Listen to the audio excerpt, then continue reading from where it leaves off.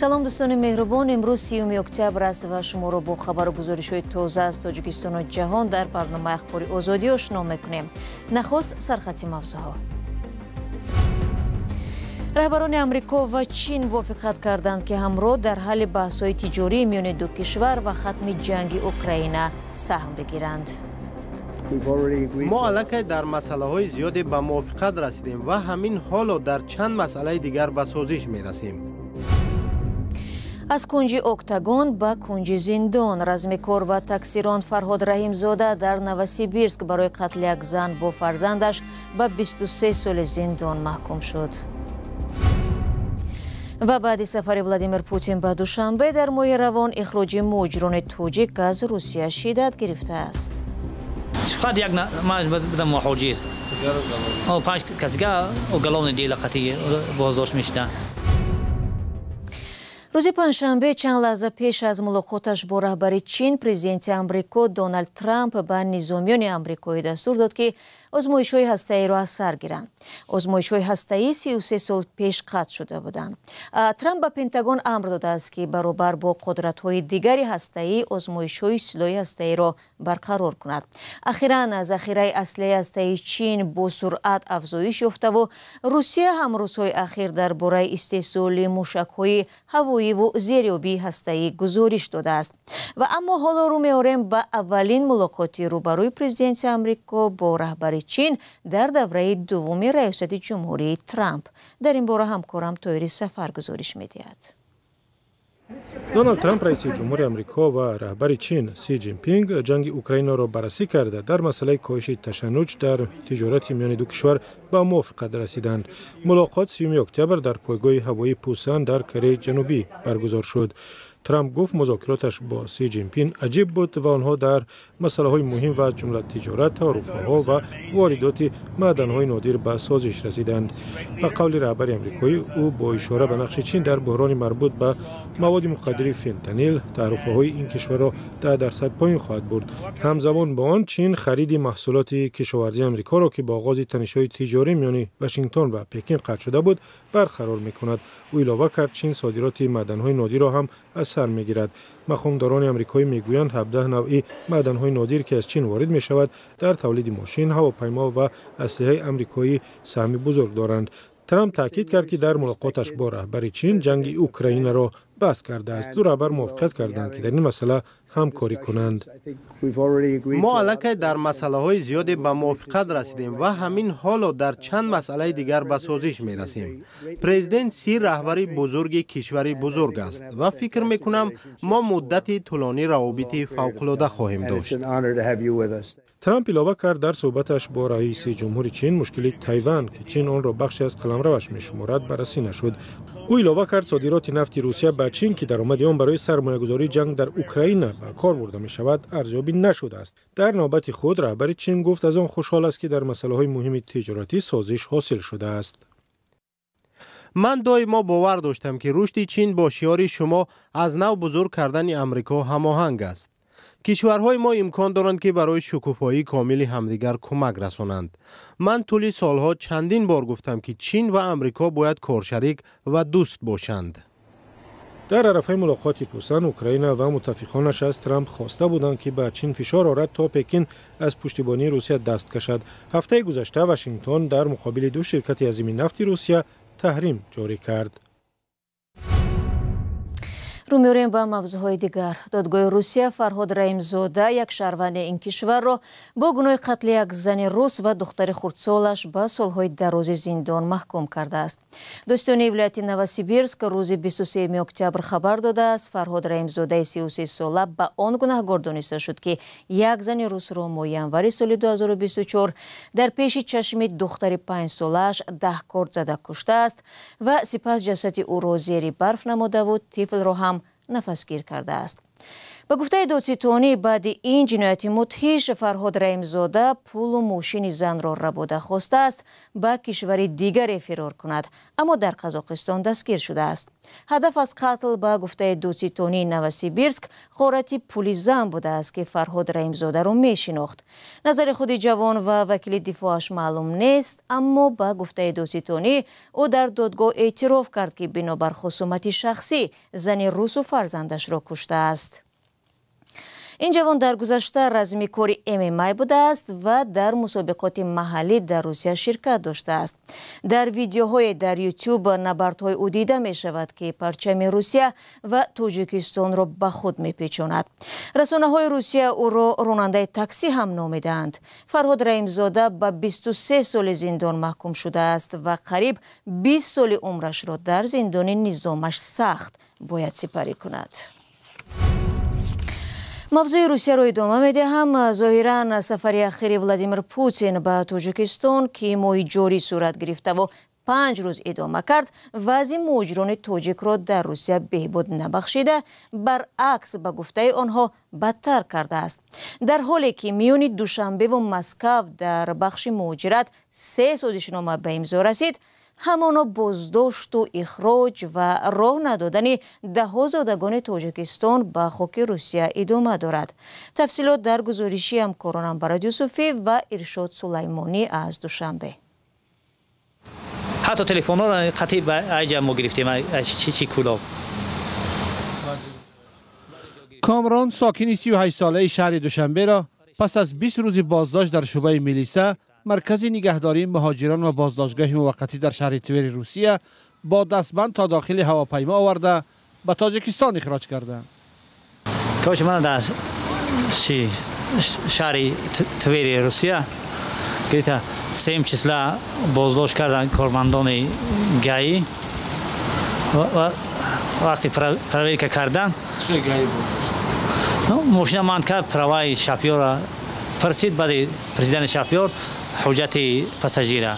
هنگام پرسیدن حجت پاساژیر من رجیستر داشتم، پته نداشتم و گاهی خواست که شافیور چی عدل میبریم که استراخوک ماشینش بود شده گای و چی استراخوک ماشین منو شافیور هم عدل بردن. امیدی مهاجران به بهبودی وضعشان پس از سفر 5 روزه ولادیمیر پوتین رئیس جمهوری روسیه به تاجیکستان نیز برباد رفت. آنها میگویند برعکس پس از این سفر مناسبت مقامات روسیه با آنها خیلی بدتر شده است.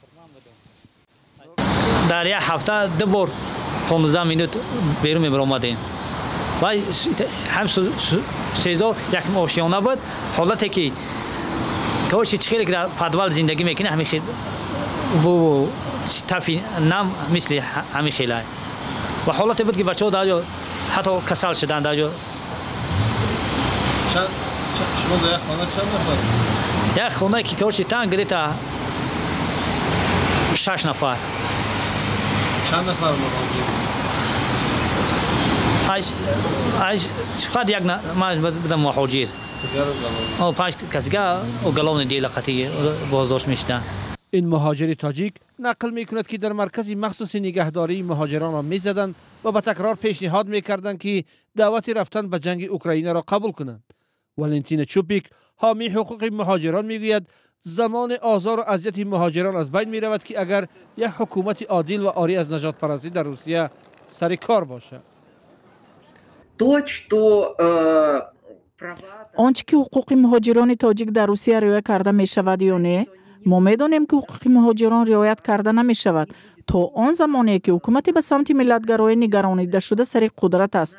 آن به آن خاطر به سمت ملت‌گرایی نگرانیده نشده است که همش ملت‌گرا است، بلکه به خاطر گناه خود را به سر کسی بار کردن است.